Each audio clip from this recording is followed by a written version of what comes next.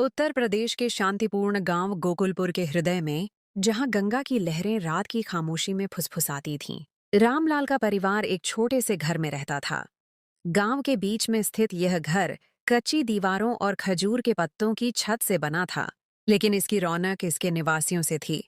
रामलाल, एक सख्त मिजाज लेकिन गांव में सम्मानित व्यक्ति, अपनी पत्नी सीता माई के साथ रहते थे। उनके 3 बच्चे थे। सबसे बड़ा बेटा कृष्ण, बेटी द्रौपदी और सबसे छोटी राधा। राधा गोकुलपुर की गलियों में एक चंचल चिड़िया की तरह उड़ती फिरती थी। उसकी हंसी गांव के बच्चों के साथ खेलते हुए मंदिर की घंटियों से मिल जाती थी।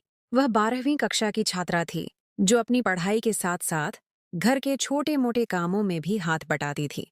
राधा की बड़ी बहन द्रौपदी की शादी 2 साल पहले बड़े धूमधाम से हुई थी। द्रौपदी अब अपने ससुराल में रहती थी, जो गोकुलपुर से कुछ घंटों की दूरी पर था। कृष्ण, घर का इकलौता बेटा, अपने पिता के खेतों में हाथ बटाता था और गांव वालों में अपनी आज्ञाकारिता के कारण जाना जाता था। लेकिन राधा के दिल में एक खालीपन था। द्रौपदी की शादी के बाद घर की वह रौनक कम हो गई थी, जो पहले बहन के साथ हंसी मजाक से भरी रहती थी। राधा अकेली पड़ गई थी, मगर अब एक नया मोड़ आने वाला था। कृष्ण की शादी तय हो गई थी और राधा के दिल में खुशी के लड्डू फूट रहे थे। नई भाभी सविता के आने से घर फिर से गंगा के किनारे होने वाली दिवाली की तरह जगमगा उठेगा। यह सोचकर राधा के पांव जमीन पर नहीं टिकते थे। शादी की तैयारियां, गोकुलपुर की रौनक। गोकुलपुर में शादी की तैयारियां ऐसी थीं जैसे पूरा गांव एक त्योहार मना रहा हो। रामलाल ने अपने इकलौते बेटे की शादी के लिए कोई कसर नहीं छोड़ी। घर को आम के पत्तों के तोरणों से सजाया गया, दीवारों पर रंग बिरंगी रोशनियों के झालर लगाए गए और आंगन में एक बड़ा सा पंडाल खड़ा किया गया।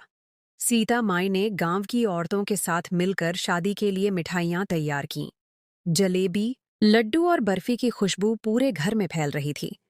राधा अपनी सहेलियों के साथ हल्दी की रस्म के लिए फूलों की टोकरियां सजा रही थी। सविता का परिवार, जो करीबी गांव माधोपुर से था, भी शादी के लिए गोकुलपुर पहुंचा। सविता के चाचा गोपीनाथ एक मध्यम दर्जे के किसान थे, जिन्होंने सविता को अपनी बेटी की तरह पाला था। सविता के माता पिता कई साल पहले एक दुर्घटना में गुजर चुके थे और उसकी परवरिश गोपीनाथ और उनकी पत्नी लक्ष्मी ने की थी। सविता की खूबसूरती की गोकुलपुर में धूम थी। उसकी बड़ी बड़ी आंखें, जो गंगा की गहराइयों की तरह थीं, और उसकी मुस्कान, जो चांदनी रात की तरह चमकती थी, हर किसी को अपना दीवाना बना लेती थी। शादी का दिन आया। मंदिर में होने वाली रस्मों के बाद कृष्ण और सविता ने 7 फेरे लिए। राधा ने अपनी नई भाभी के साथ हर लम्हा भरपूर जिया। वह सविता के साथ हर रस्म में शामिल रही, हाथों में मेहंदी लगाई और अपने कैमरे से हर पल को कैद किया। विदाई के समय सविता की आंखों में आंसू थे, मगर राधा ने उसे गले लगाकर तसल्ली दी। भाभी, अब यह तुम्हारा घर है। हम सब तुम्हारे साथ हैं। विदाई के बाद जब सविता गोकुलपुर के इस घर में कदम रखती है, तो गांव की औरतें उसका स्वागत गंगा के पानी से भरी घड़ा और दीपक की थाली के साथ करती हैं। राधा सविता का हाथ पकड़े उसे अंदर लाती है। घर की देहरी पर सविता अपने पांव से चावल की थाली को हल्का सा धकेलती है, जो हिंदू रीति रिवाज के अनुसार खुशहाली की निशानी है। लेकिन राधा के दिल में एक अजीब सी बेचैनी उठती है जब वह अपनी माँ सीता माई के चेहरे पर एक सर्दी भरी मुस्कान देखती है। सीता माई, जो शादी की तैयारियों में सबसे आगे थीं, अब खामोश हैं। उनकी आंखों में वह गर्मजोशी गायब है जो राधा ने शादी से पहले देखी थी। राधा सोचती है कि शायद माँ थक गई हैं। लेकिन जैसे ही मेहमान विदा होते हैं, घर का माहौल बदल जाता है। राधा को उम्मीद थी कि सीता माई उसे कहेंगी कि सविता को उसके कमरे तक छोड़ आओ, लेकिन इसके बजाय रामलाल, जो हमेशा कम बोलने वाले और सख्त मिजाज रहते थे, अचानक कृष्ण को अपने कमरे में बुला लेते हैं। रामलाल का कमरा घर के एक कोने में था, जहां वह अकेले सोते थे। सीता माई और रामलाल बरसों से अलग कमरों में रहते थे, जो गांव में कोई नई बात न थी, क्योंकि कई बुजुर्ग जोड़ों की यह आदत होती है। कृष्ण, जो अपनी नई दुल्हन के साथ हंसी मजाक कर रहा था, रामलाल की आवाज सुनते ही गंभीर हो जाता है। वह खामोशी से अपने पिता के कमरे की तरफ बढ़ता है। राधा, जो सविता के पास आंगन में बैठी है, उसे तसल्ली देती है। सविता अपने दुल्हन के जोड़े में ऐसी लग रही थी जैसे कोई अप्सराओं की रानी जमीन पर उतरी हो। उसका लाल लहंगा, जिस पर सुनहरी झरी का काम था, चांदनी में चमक रहा था। राधा सविता से बातें शुरू करती है।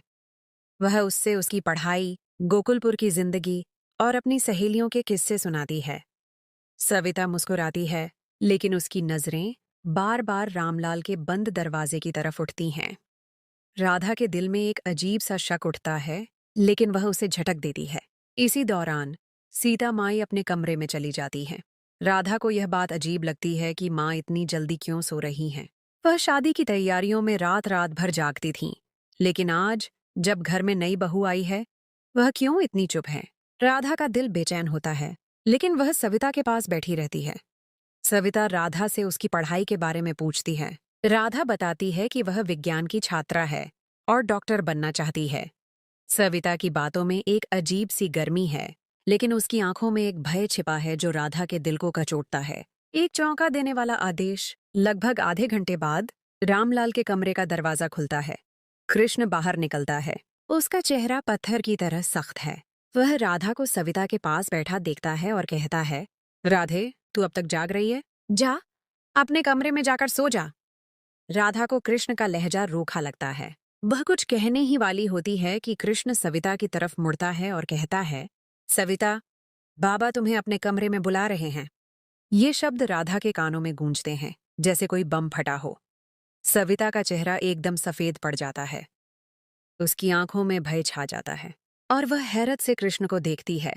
राधा के जहन में सवालों का तूफान उठता है।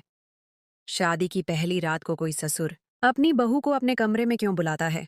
वह कुछ कहना चाहती है, लेकिन कृष्ण उसे जबरदस्ती अपने कमरे की तरफ धकेल देता है। राधा अपने कमरे में आती है, लेकिन उसका दिल बाहर के सन्नाटे में कहीं खो जाता है। राधा अपने कमरे की खिड़की से झांकती है।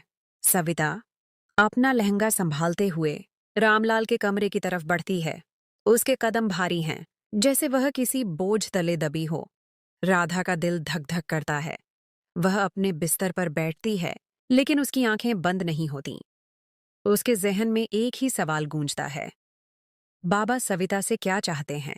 कुछ देर बाद राधा दोबारा दरवाजा हल्का सा खोलती है। वह देखती है कि सविता रामलाल के कमरे से बाहर निकलती है। उसका चेहरा आंसुओं से तर है।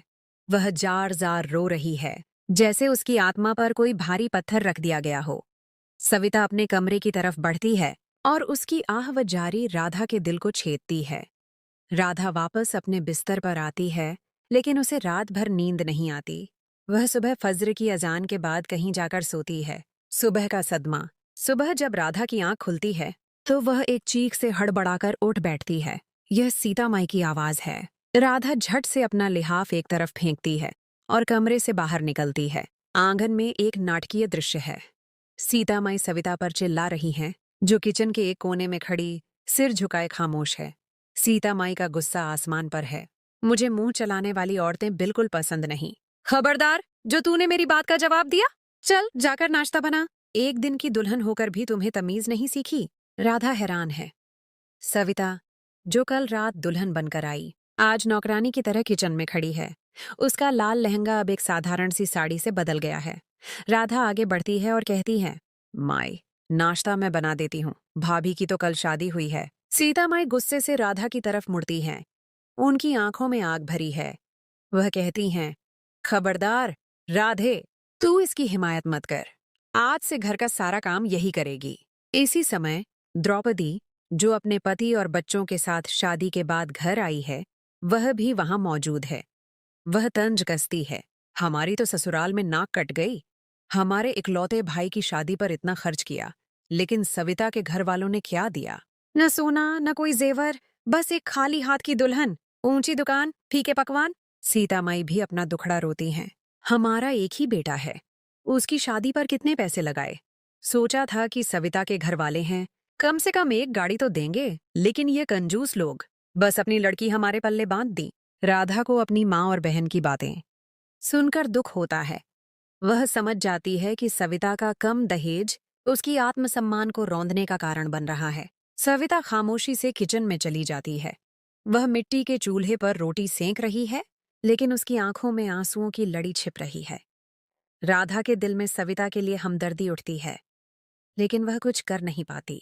राज की गहराइयों में दिन गुजरते हैं लेकिन घर का माहौल बद से बदतर होता जाता है। सविता पर सीता माई की सख्ती बढ़ती जाती है। वह सुबह से शाम तक घर के कामों में लगी रहती है। कभी कपड़े धोना, कभी किचन संभालना, कभी आंगन झाड़ना।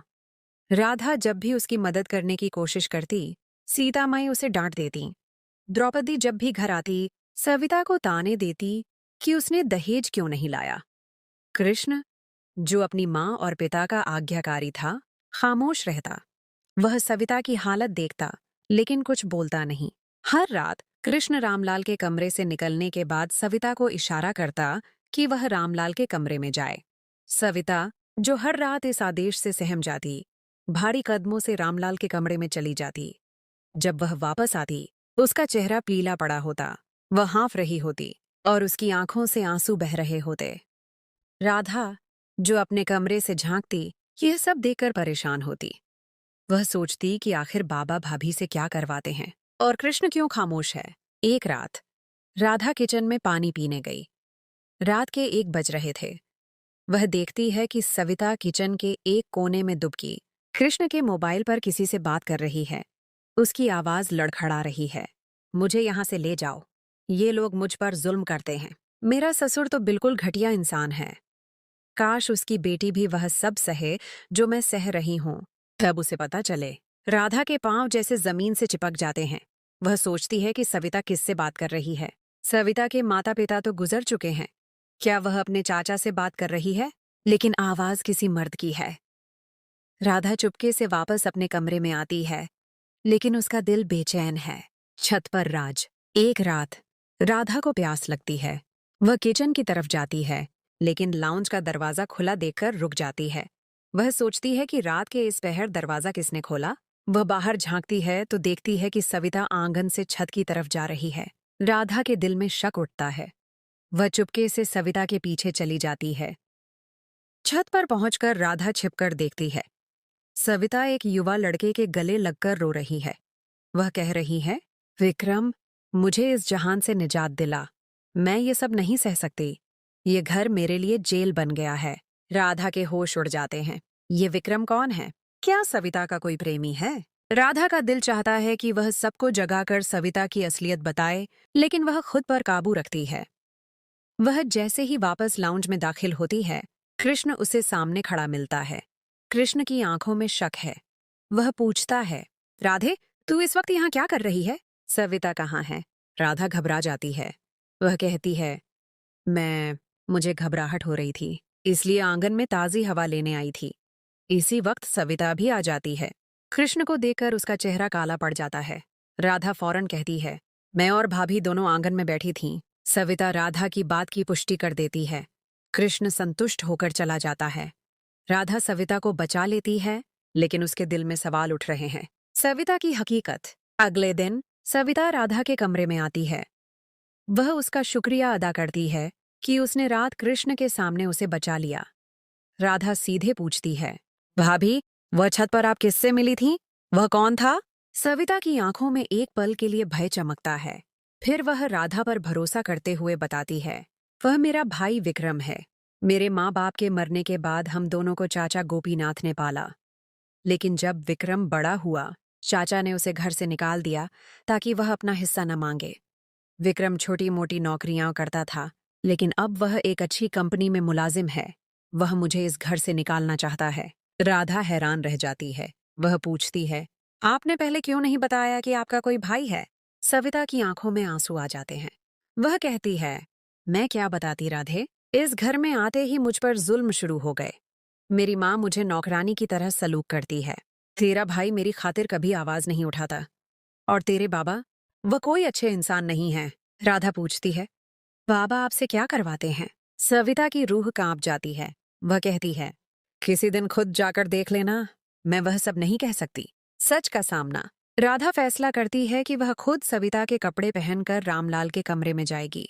वह सविता को अपने कमरे में बंद कर देती है और रात को सविता का लाल जोड़ा पहनकर घूंघट निकालकर रामलाल के कमरे में चली जाती है। रामलाल उसे सविता समझकर कहता है, आज सविता, आज मेरा आखिरी अनुष्ठान है। मैं वैदिक मंत्र सीख रहा हूँ। यह जिंदा बकरी काट और उसका खून एक प्याले में डाल कर दे। इससे मैं जिन्नात को कंट्रोल कर सकता हूँ और दौलत के ढेर लगा सकता हूँ। राधा के होश उड़ जाते हैं। उसका पिता काला जादू सीख रहा है। रामलाल 3 जिंदा बकरियां निकालते हैं और कहते हैं कि उनका खून एक प्याले में जमा करके दो। वह कहते हैं कि आज आखिरी रात है, इसके बाद वह जो चाहें जिन्नात से कर सकते हैं। रामलाल कुछ उल्टे पलटे मंत्र पढ़ने लगते हैं, जिनसे राधा का दिल दहल जाता है। राधा बकरियों को हाथ नहीं लगाती। वह अपना घूंघट उठाती है और कहती है, बाबा, ये आप क्या कर रहे हैं? ये गुनाह है। आप ऐसे कर्म से अजाब के हकदार हो जाएंगे। रामलाल राधा को देखकर सकते में आ जाते हैं। वह कहते हैं, राधे, तू यहाँ क्या कर रही है? राधा रोते हुए कहती है, मैं जानबूझकर भाभी बनकर आई थी ताकि आपको इस गलत काम से रोक सकूं। बाबा, यह गुनाह है। आप अपनी बेटियों के बारे में सोचें। अगर मेरी बहनों के ससुर ऐसा करें, तो क्या आप बर्दाश्त करेंगे? रामलाल खामोश हो जाते हैं। वह कहते हैं कि वह यह सब दौलत कमाने के लिए कर रहे थे। राधा की बातों से उनका ज़मीर जागता है और वह इस अमल से बाज आ जाते हैं। एक नया मोड़ और खुशहाल अंत। राधा सविता से कहती है कि वह अपने भाई विक्रम से उसकी शादी करवा दे। राधा अपने घर वालों से कहती है, अगर आप लोगों ने भाभी पर जुल्म किया, तो विक्रम मुझसे उसका बदला लेगा। ये धमकी घर वालों के लिए एक सबक साबित होती है। सीता माई और द्रौपदी का रवैया सविता के साथ बदल जाता है। कृष्ण भी अपनी पत्नी के लिए आवाज उठाना सीखता है। राधा की शादी विक्रम से हो जाती है। विक्रम एक ईमानदार और मेहनती व्यक्ति है, जो राधा की कद्र करता है। राधा की बुद्धिमानी से 2 घर बसते हैं। सविता अपने घर में खुश रहती है और राधा अपना नया घर बसाती है। गोकुलपुर के लोग राधा की हिम्मत की बातें करते हैं। गंगा के किनारे मंदिर की घंटियां एक नई उम्मीद की नवीद सुनाती हैं और राधा की कहानी गांव की हर लड़की के लिए एक मशाल राह बन जाती है।